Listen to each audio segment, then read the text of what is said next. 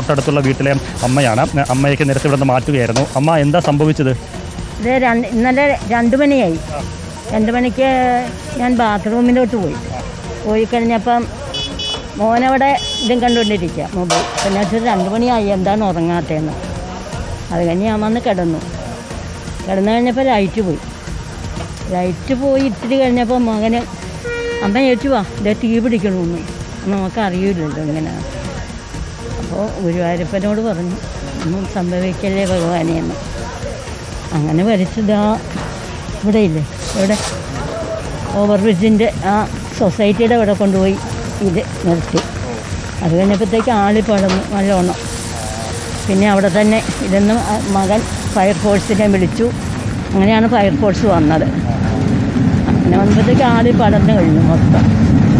വീട്ടിനൊക്കെ എന്തെങ്കിലും പ്രശ്നമുണ്ടോ? വീട്ടിനൊക്കെ എന്തെങ്കിലും പ്രശ്നമുണ്ടോ? അപ്പോൾ നോക്കുമ്പോൾ മൊത്തം പോയി കിടക്കണം. അടുക്കള ഭാഗത്തൊക്കെ തീ പിടിച്ചിട്ടുണ്ട്. എല്ലാം മൊത്തം പോയി. അതൊക്കെ പോട്ടെ, നമുക്ക് നന്നാക്കിയെടുക്കാം. ഞങ്ങൾക്കൊന്നും പറ്റിയില്ലല്ലോ, അതേ ഉള്ളൂ. ആർക്കൊന്നും പറ്റിയില്ല, വണ്ടിക്കും ഒന്നും പറ്റിയില്ല. ഇഷ്ടംപോലെ വണ്ടികളുണ്ടായിരുന്നു. എല്ലാം ഭഗവാൻ കാത്തു. അല്ലാതെ നമ്മൾ വിചാരിക്കുന്ന ദൈവം നമ്മുടെ കൂടെ ഉണ്ട്. തീ കണ്ട് പേടിച്ചോ അമ്മ? തീ കണ്ട് പേടിച്ചു? പിന്നെ പേടിച്ചോന്നോ, എൻ്റെ അപ്പോ പേടിക്കാതെ എങ്ങനെ ഇരിക്കുമോനെ. കയ്യും കാലമൊക്കെ വിറച്ചു പോയി. പിന്നെ അവിടെ കൊണ്ട് ഇരുത്തി, എവിടെ ആ സൊസൈറ്റിയുടെ ആ തിണ്ണെ കൊണ്ടുപോയി ഇരുത്തി. അവിടെ നിന്നാണിപ്പോൾ ഇങ്ങോട്ട് തന്നെ ഇവിടെ ഇരിക്കാൻ പറഞ്ഞത്. അപ്പോൾ രാത്രി തീരെ ഉറങ്ങിയില്ലല്ലോ? അതിനുശേഷം ഉറങ്ങിയേ ഇല്ല. ഈ തീപിടുത്തം ഉണ്ടായി എത്ര നേരം കൊണ്ടാണ് തീ അണച്ചത്? ഇപ്പം കുറച്ച് നേരം അണച്ചിട്ട്. അതുവരെ 2-3 മണിക്കൂറോളം അവർ 1.5-2 മണിക്കൂറോളം കഷ്ടപ്പെട്ടിട്ടാണ് അത് അണയ്ക്കാൻ പറ്റിയത്. നല്ല തീയായിരുന്നല്ലേ? പിന്നെ ഇതിനകത്തൊക്കെ ബണ്ട് ചെയ്തിട്ടേക്കണല്ലേ സാധനങ്ങൾ. ഈ പറമ്പിൽ ബണ്ട് ചെയ്തിട്ടേക്കായിരുന്നു. ഇവിടെ നിന്നാണ് കത്തിപ്പിടിച്ചത്. പിന്നെ 3 പ്രാവശ്യം 3 സിലിണ്ടറോ 4 സിലിണ്ടറോ പൊട്ടി. അല്ല, അതൊക്കെ എടുത്തിട്ട് ഇവിടെ വെച്ചിട്ടുണ്ട്. അതൊക്കെ പിള്ളേരെ എടുത്തുകൊണ്ടൊന്നും ഇവിടെ വെച്ചു. വീട്ടിലേക്ക് പോകാറുന്നോ? നോക്കാൻ പോയതാ. എന്തോ? ഇല്ല ഇപ്പോഴാണ് ഇതൊക്കെ പോയി, മൊത്തം പോയി. അമ്മ എത്ര നാളെ ഇവിടെ താമസിക്കുക? ഞാൻ ഇപ്പോൾ 25 വർഷത്തോളമായി. ഒരു മകൻ മരിച്ചായിരുന്നേ, വെള്ളത്തിൽ പോയി. അപ്പം ഈ ഒരു മകനുണ്ടല്ലോ, അപ്പം ഈ മകനെ കാണാൻ വേണ്ടിയാണ് ഇവിടെ ഇങ്ങനെ റെയിൽവേയോട് ചെന്ന് പറഞ്ഞു. അപ്പോൾ വാർക്കണ്ട, ഇങ്ങനെ ചെയ്തോളാൻ പറഞ്ഞിട്ടാണ് ഇവിടെ വന്നിട്ട് എല്ലാം ഭഗവാൻ നേരമനാക്കി തന്നു പോട്ടെ എന്ന് വെച്ച്. സത്യ ഇവിടെയൊക്കെ സത്യ പോയി. ഇതിനകം എല്ലാം പോയാ. നോക്കട്ടെ, അറിയാൻ മേല.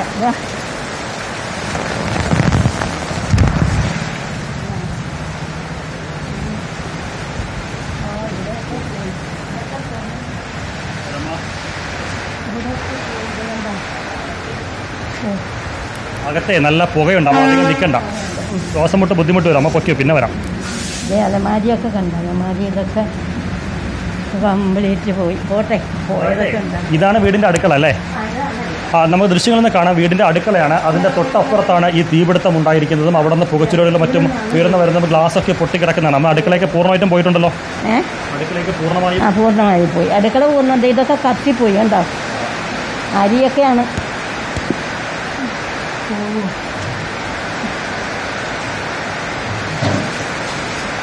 അരിയാ അല്ലേ?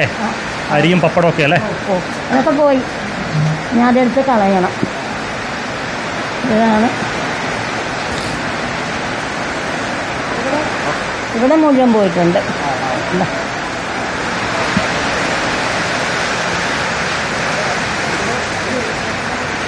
ഇതൊക്കെ കൊള്ളണം. നല്ല പുകയുണ്ട്, ശ്വാസം മുട്ട ബുദ്ധിമുട്ടുണ്ടോ? അങ്ങ് പൊക്കിയോ, പിന്നീട് വരാം. അരുൺ, ഇപ്പം മഴ പെയ്തിട്ട് മുകളിലൊക്കെ വെള്ളം ഒലിച്ചിറങ്ങുന്നുണ്ട്. ആ വെള്ളം ശരീരത്തിൽ വിടുമ്പോൾ അതിന് പോലും നല്ല ചൂട് അനുഭവപ്പെടുന്നൊരു സാഹചര്യമാണ്. ഈ വീടിൻ്റെ തൊട്ടപ്പുറത്താണ് ഇപ്പോൾ നമുക്കവിടെ കാണാം, തകർന്ന് കിടക്കുന്ന കാണാം, ഷീറ്റൊക്കെ തകർന്ന് കിടക്കുന്ന കാണാം. അമ്മ, ഈ വീടിനോട് ചേർന്നാണോ ഈ ആക്രി ബിൽഡിംഗ് ഇങ്ങനെ പ്രവർത്തിച്ചുകൊണ്ടിരുന്നത്? അതങ്ങനെ അവിടെ മതിലുണ്ട്. മതിലൊക്കെ പോയല്ലേ? മതിൽ പോയി.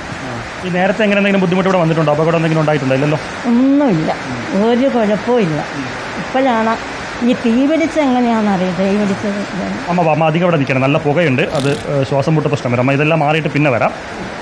ഇനിയിപ്പോൾ എവിടെ താമസിക്കാൻ ഉദ്ദേശിക്കുന്നത്? ഇനിയിപ്പോൾ അവിടെ തന്നെ കടവരാന്ത തന്നെ ഇരിക്കുവാണോ? അല്ല, ഇപ്പം ഇവിടെ ഇരിക്കും. എങ്ങനെയാണെന്ന് നോക്കിയിട്ട് മകളുടെ വീട്ടിലോട്ട് പോകും ചിലപ്പോൾ. മകളുടെ വീട് ഉണ്ടല്ലേ? മകനും അവിടെ ഉണ്ടോ? മകൻ്റെ അവിടെ ഇരിപ്പുണ്ട്. മകൻ എന്ത് ചെയ്യാമേ? മകൻ വർഷാപ്പാ മകന്, ഞങ്ങളുടെ ആയത്. ആ ആ അവനെ അറിയാം എല്ലാവർക്കും. അജിത്തെന്ന് പറഞ്ഞാൽ എല്ലാവർക്കും അറിയാം.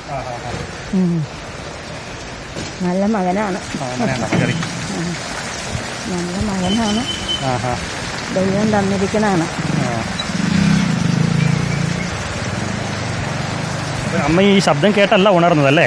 അല്ലല്ല, ഞാൻ 2 മണിയായപ്പം എഴുന്നേറ്റ് കഴിഞ്ഞ് പിന്നെ പോയി കിടന്നപ്പോൾ ലൈറ്റ് പോയി കഴിഞ്ഞപ്പോഴത്തേക്ക് ആണ് മകൻ വന്ന് വേഗം വിളിച്ചു, അമ്മേ വാതേ തീ പിടിച്ചിരിക്കണമെന്ന്. അപ്പം എവിടുന്ന എന്താണെന്നൊന്നും അറിയാൻ മേല. ഇഷ്ടംപോലെ തുണികളും പൈസ വരെ ഇരിപ്പുണ്ട്. ഈ ബൈക്കൊക്കെ മകൻ്റെ വർഷാപ്പിലെ ബൈക്കുകളാണോ കത്തി നശിച്ച് കിടക്കുന്നത്? ആ, ഇതെല്ലാം മകൻ്റെ. ഇതെല്ലാം അത് കത്തി നശിച്ചു പോയി. ഭഗവാനെ, ഇതൊക്കെ ഇനി ഏത് കാലം നന്നാക്കി കൊടുക്കണ്ടല്ല.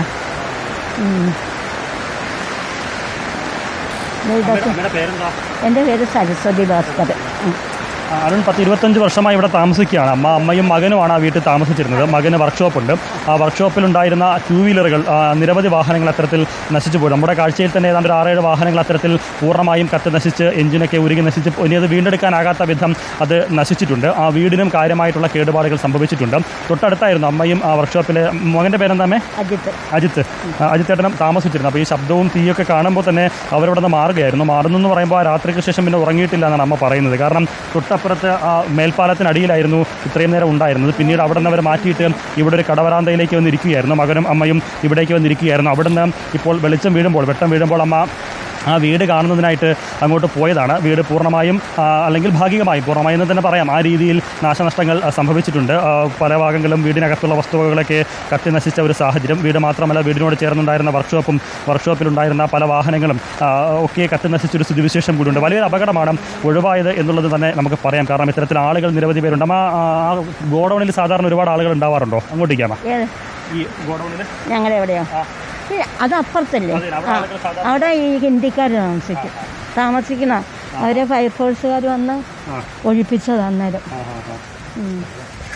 രാജുവിൻ്റെ അവിടെ ആളുകളെ